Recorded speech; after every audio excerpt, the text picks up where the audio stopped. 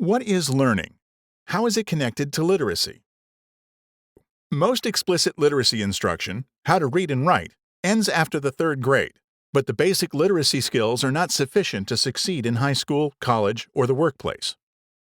How do secondary students learn the necessary strategies to comprehend more abstract ideas?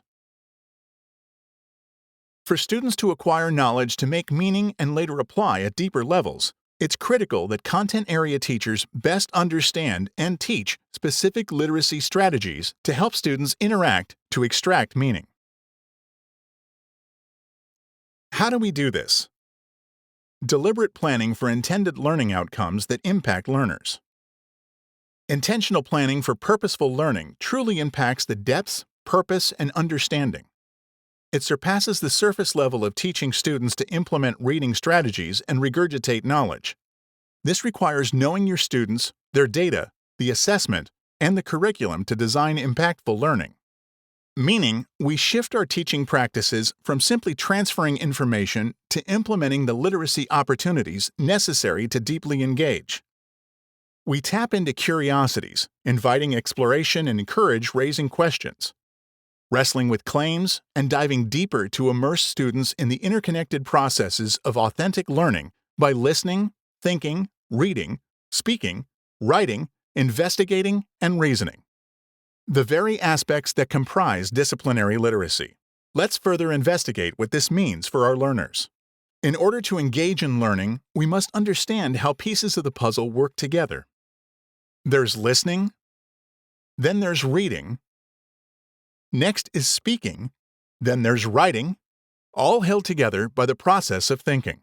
In the learning process, a learner must listen in order to collect or receive information. What are they listening to? They're listening to absorb information and gather knowledge from various sources. This doesn't include playing books on tape straight through, nor teacher lecture or watching a movie or video for extended periods of time. Listening is purposeful input through short snippets and then interacting with that input in meaningful ways. Another source of gathering information is through reading.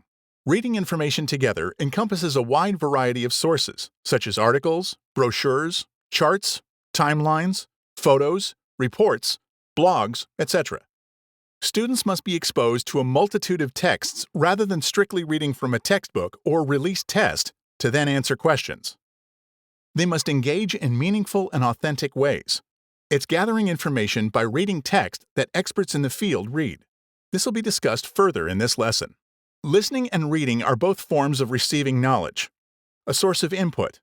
Once this knowledge is received, the learner begins processing it, thinking about it, analyzing, and connecting it to previously learned content to derive their own meaning, form curiosities, and formulate questions. As the learner thinks through this information, they formulate their own meaning and are then able to verbalize thoughts, curiosities, and connections by engaging in oral conversation, speaking about it verbally, putting ideas into, and using their own words. Further, as the learner continues to gather, analyze, connect, and synthesize information, he or she communicates in the written form regarding their understanding by drawing conclusions, analyzing, creating, explaining, reflecting, and so forth to take ownership of their learning.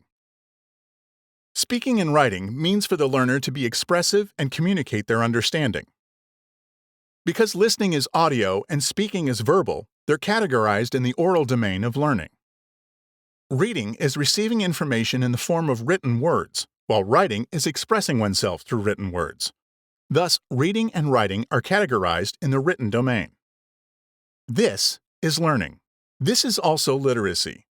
According to research, disciplinary literacy is defined as the interconnection of content knowledge, experience skills, and authentic learning merged with the ability to listen, read, think critically, speak and write to then perform, communicate, create, and do in a way that is meaningful within the context of a given field. Why is this important in the job you do daily? Where does this belong in your school culture? Where does this belong in your classroom culture?